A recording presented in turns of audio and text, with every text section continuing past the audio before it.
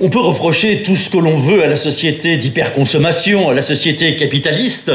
Il faut reconnaître que cette société du toujours plus nous fait jouir.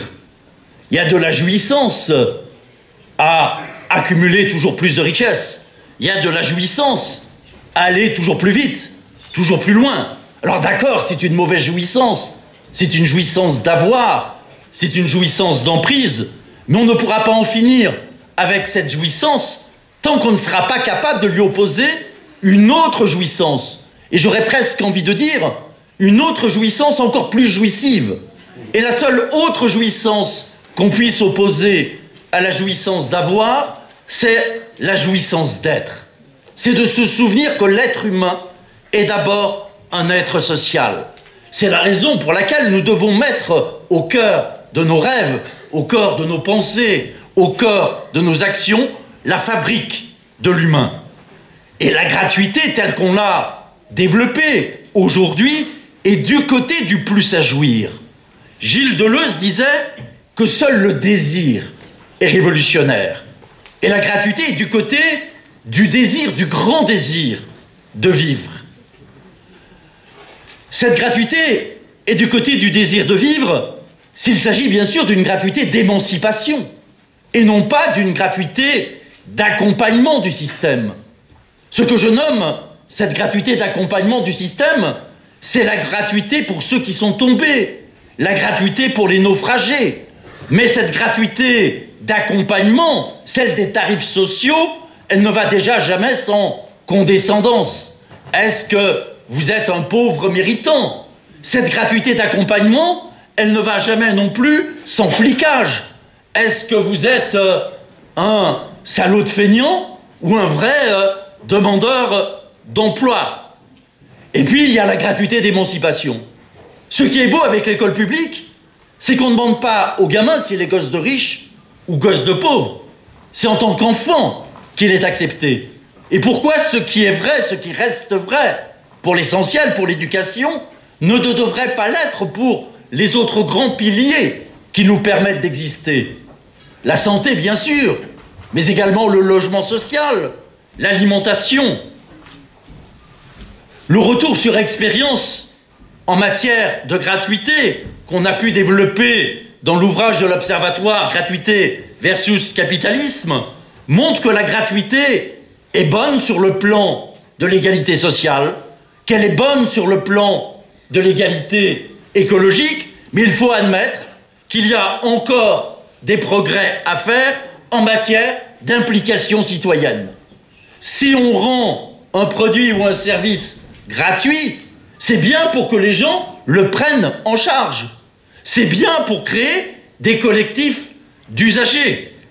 On nous dit que ce qui n'est pas gratuit n'aurait pas de valeur. Allons donc, qui parmi nous préférerait des amours tarifés au fait de partager son intimité avec une personne qu'il a choisie et qu'il a choisi? Ce qui nous est plus cher est gratuit. L'amour, l'amitié, l'engagement. Ce qui nous est le plus vital devrait être gratuit. L'air pur, les écosystèmes, la beauté. La gratuité est une façon de repoétiser nos existences. Et j'ai une pensée pour nos amis poètes antillais qui, lors du dernier grand mouvement social à la Martinique et à la Guadeloupe, avaient lancé un manifeste pour la gratuité des produits de haute nécessité. Ces produits de haute nécessité, c'est bien sûr l'accès à l'alimentation, c'est bien sûr l'accès au logement, à la santé, mais c'est également, comme le dit mon ami Patrick Chamoiseau, le droit au beau. On nous dit que la gratuité déresponsabilise. On nous dit que la gratuité serait le gaspillage. Allons donc, ce n'est pas la gratuité qui explique le gaspillage actuel des ressources planétaires. Que je sache, l'alimentation mondiale n'est pas gratuite mais marchande, mais on gaspille un tiers de ce qui est produit, et ceci à tous les stades de la production. Et quand on regarde les expériences de gratuité, on se rend compte que bien loin de produire un gaspillage, dans tous les domaines, elles conduisent au contraire à développer davantage ce qu'on pourrait appeler le sens de la responsabilité. Je pourrais le montrer en matière d'eau, mais je vais prendre l'exemple des médiathèques publiques. Lorsqu'une médiathèque, lorsqu'une bibliothèque est payante, nous sommes produits en bons petits consommateurs. Si j'ai le droit à 10 ouvrages ou à 10 DVD, j'en emprunte 10, quitte à ne pas lire tous les livres et à ne pas regarder tous les films. Mais toutes les expériences même montrent que dans ces mêmes bibliothèques, lorsqu'elles deviennent gratuites, alors on augmente immédiatement par 2,7 le nombre d'abonnés, notamment dans les quartiers populaires. Mais ça, c'est attendu. Mais ce qui est beaucoup plus, je dirais, inédit, ce qui est beaucoup plus révolutionnaire, c'est qu'on réduit de 30 à 40% le nombre d'objets, ouvrages ou DVD empruntés. Pourquoi? Parce que nous sortons de la logique de la consommation. Parce que nous rentrons dans cette logique des usagers, maîtres de leurs usages. Je vous invite à organiser dans les mois qui viennent des états généraux de la gratuité dans vos régions, dans vos villes. Et l'Observatoire international de la gratuité va proposer à l'ensemble des forces aujourd'hui réunies, mais également à celles qui étaient encore absentes, d'organiser des journées thématiques pour nourrir la réflexion sur l'eau, sur les transports en commun, sur les services culturels, sur les services funéraires. Je remercie également les personnels techniques, je remercie toutes les personnes présentes et celles qui n'ont pas pu venir, et je remercie bien sûr Nathalie Perrin-Gilbert et l'équipe de la mairie du 1er arrondissement de Lyon, sans qui ce colloque n'aurait jamais pu exister. La gratuité repose sur un pari. Ce pari, c'est qu'il n'y a pas qu'une seule façon de vivre, il n'y a pas une seule façon de penser, il n'y a pas une seule façon de rêver. Rappelez-vous, il y a quelques années, le grand publicitaire du système, Jacques Séguéla, qui disait que si à 50 ans, on n'avait pas de Rolex, c'est qu'on avait raté sa vie. Moi, j'ai bientôt 60 ans, j'ai toujours pas de montre de luxe. Mais c'est pas d'abord parce que j'en ai pas les moyens financiers, c'est parce que j'en ai pas le désir. Sauf que les puissants n'arrivent même plus à imaginer que les 99% de la population peuvent avoir d'autres désirs qu'eux.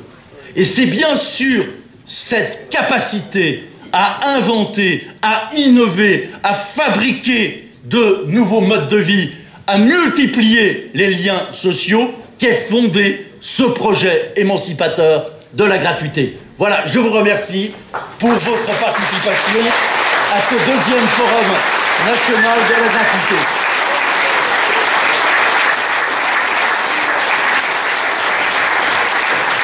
Merci pour Ariès et merci à tous. Et donc cette journée se termine par un concert dessiné avec François Gaillard et Marie Bobin. Ça se passe derrière le...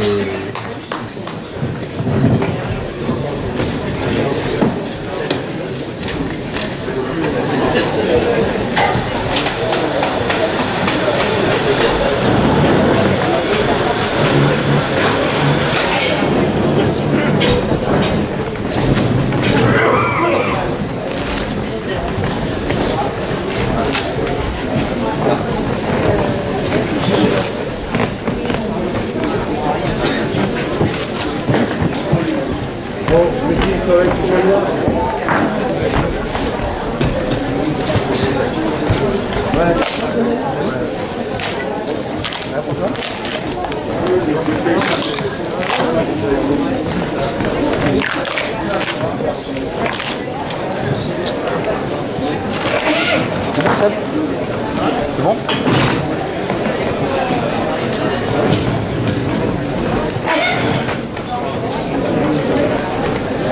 La cuve derrière, la bordel là.